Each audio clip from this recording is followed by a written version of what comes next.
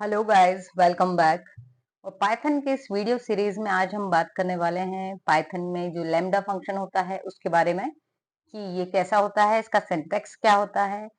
कई बार ये आर्गुमेंट नहीं भी लेता है और यदि आप चाहें तो ये एक दो या मल्टीपल आर्गुमेंट्स ले भी सकता है। तो इसे शुरू करने से पहले मैं एक बार बोल दूं आपसे कि एक बार जरूर से चेक कर लीजिए, यदि आपने चैनल सब्सक्राइब नहीं किया है तो मेक श्योर कि आप चैनल जरूर सब्सक्राइब करें, क्योंकि ये जो सीरीज है इस बार हम पूरी कंप्लीट करने वाले हैं आपके एग्जाम से पहले। ठीक है, तो चलिए हम स्टार्ट करते हैं अपने वीडियो को। तो देखिए, जो एक ये लैम्डा फंक्शन है ये एक्चुअली क्या है, एक एनोनिमस फंक्शन है। इस फंक्शन का खुद का कोई नाम नहीं होता।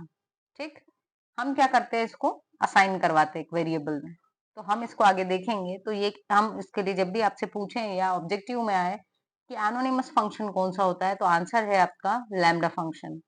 ठीक है, ये कितनी भी आर्ग्यूमेंट्स ले सकता है और अगर हम नहीं चाहें कि इसे आर्ग्यूमेंट नहीं देना है तो आर्ग्यूमेंट बिना दिए भी हम इसमें सिंपल प्रिंट वगैरह वाले जो फंक्शंस होते हैं, जो फंक्शनैलिटी होती है वो परफॉर्म करवा सकते हैं। बस यहाँ जो आपको याद रखना है वो बात ये है कि लैम्डा फंक्शन हमेशा सिर्फ और सिर्फ एक ही एक्सप्रेशन को अपने पास रखेगा, एक ही सिंटैक्स होगा इसमें।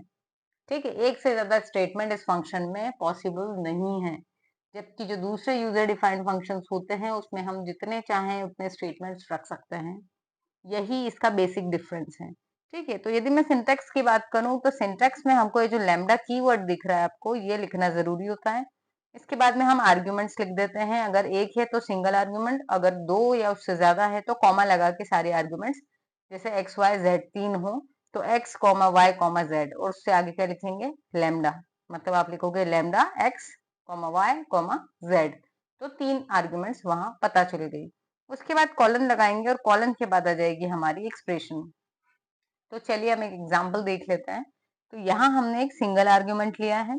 आर्ग्यूमेंट में हम एक नंबर लेंगे और जो ये वैल्यू रिटर्न करेगा वो वैल्यू क्या होगी आपकी, वो वैल्यू होगी कि आप इसको प्रिंट करवा दें, मतलब जो भी नंबर दे रहे हैं उसको 10 से बढ़ा दें, मतलब उसमें 10 और जोड़ दें। तो देखिए, यहाँ हमने क्या किया, एक वेरिएबल दिया है एक्स, इक्वल्स टू करके लिख दिया है लैम्डा, और आर्ग्यूमेंट दिया है ए। कॉलन करके सिर्फ एक लाइन की एक्सप्रेशन लिखी हमने a प्लस 10। मतलब ये जो आर्ग्यूमेंट में a जो भी वैल्यू आए उसमें 10 और जोड़ दो। ठीक है, फिर हम इसके बाद वाली लाइन में आए। जब बाद वाली लाइन में आए हैं तो यहाँ लैम्डा फंक्शन खत्म हो चुका है आपका। ठीक है, तो यहाँ क्या करवाया हमने, प्रिंट करवा दिया। और प्रिंट के अंदर क्या करवाया है, x ऑफ 5 को कॉल करवाया था। तो ये जब कॉल हुआ तो 5 में और 10 जोड़ के क्या प्रिंट हो जाएगा यहाँ पर, 15। ठीक है, तो जैसा हमने स्टार्टिंग में कहा था कि आपका लैम्डा फंक्शन कितनी भी आर्ग्यूमेंट्स ले सकता है, तो हम एक एग्जांपल और देख लेते हैं जहां पर हमारा फंक्शन ले रहा है दो आर्ग्यूमेंट्स। ठीक है, इस तरीके से आप मल्टीपल आर्ग्यूमेंट्स को लेकर के देख सकते हैं। तो यहाँ पर हमने क्या किया, ये देखो, फंक्शन जब हम कॉल करवाते हैं इस तरीके का लैम्डा फंक्शन, तो वो जिस वेरिएबल में असाइन होता है उसके नाम से ही कॉल होगा। तो यहाँ x में असाइन किया है, तो देखो जब कॉल किया तो लिखा है x और ब्रैकेट में दो आर्ग्यूमेंट दी। दो क्यों दी, क्योंकि हमारा लैम्डा फंक्शन दो आर्ग्यूमेंट्स ले रहा था। तो x में हमने इक्वल टू करके अपना पूरा लैम्डा फंक्शन लिख दिया है, जिसमें हमने a और b दो आर्ग्यूमेंट ली है, और कॉलन करके एक्सप्रेशन में क्या कर दिया, इन दोनों को मल्टीप्लाई।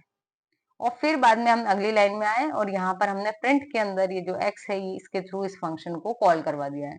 और आर्ग्यूमेंट्स थी 5 और 6। तो क्या रिजल्ट मिलेगा हमको, 5 का मल्टीप्लिकेशन 6 में होने के बाद रिजल्ट आता है 30। तो आपको 30 मिल जाएगा यहाँ पर। तो ये था हमारा लैम्डा फंक्शन। आई होप आपको समझ में आया होगा कि ये क्या है। और आपको जो मेन ध्यान में रखने वाली बात है वो यही है कि इसमें सिर्फ और सिर्फ एक ही एक्सप्रेशन होगी। सो थैंक्स फॉर वॉचिंग, मिलते हैं अपनी नेक्स्ट वीडियो में।